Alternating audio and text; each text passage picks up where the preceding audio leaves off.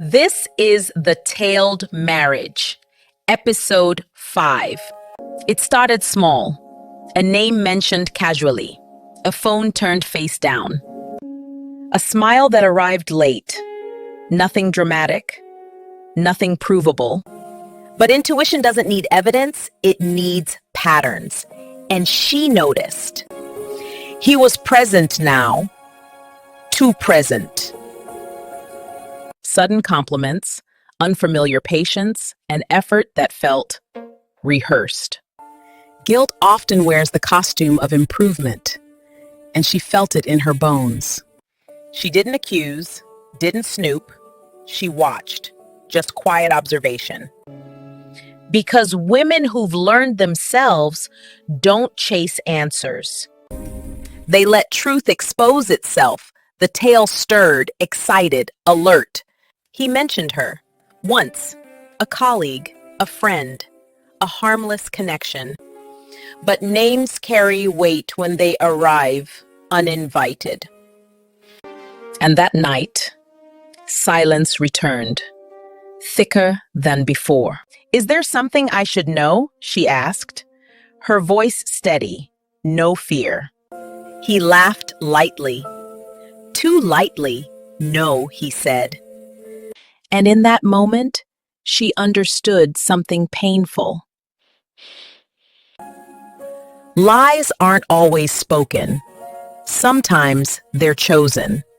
The house felt watched again, not by people, by consequences. The tail closes in. She lay awake, not imagining scenarios, but accepting reality. Something had entered their marriage. Whether emotional or physical, it didn't matter. Intrusion is intrusion. Some betrayals begin as conversations. Some affairs start with permission we never realized we gave. Truth doesn't rush. It waits until you're strong enough to survive it.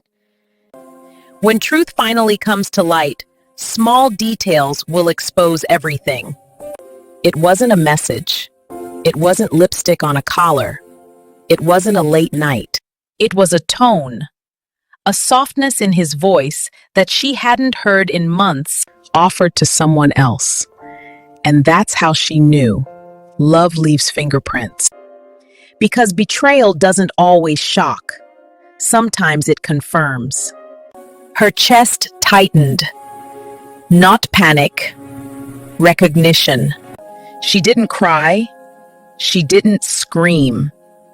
She went still. Stillness is the body choosing clarity over collapse. Later that evening, she saw the name again. On the screen of his phone, lit up, unhidden. No password, no secrecy, almost intentional. She could have checked, scrolled, collected proof, but she didn't. Because evidence doesn't heal betrayal. Decisions do. She decided to place the phone back down and sat with herself. That was the moment she chose dignity over desperation. She confronted without drama. "Who is she?" she asked. No shaking voice, no tears. He froze. Not angry, not defensive, cornered by truth. "It's not what you think," he said. The oldest sentence in betrayal. And the tail finally stood tall.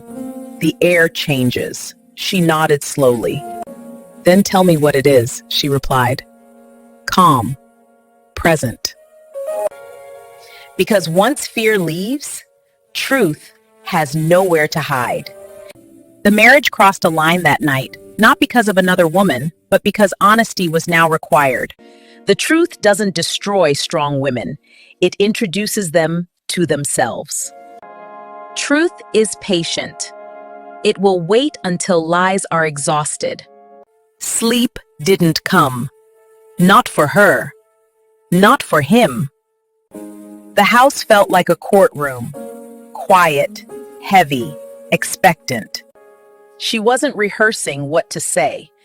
She already knew her truth. He was rehearsing what to hide, and it showed. It's complicated, he began, a sentence designed to blur lines. She stopped him gently. No, she said. It's actually very simple. You either respect our marriage or you don't. Clarity is terrifying to those who depend on confusion. And somehow that cut deeper. Because intimacy given elsewhere is still intimacy stolen. The tail dropped its mask,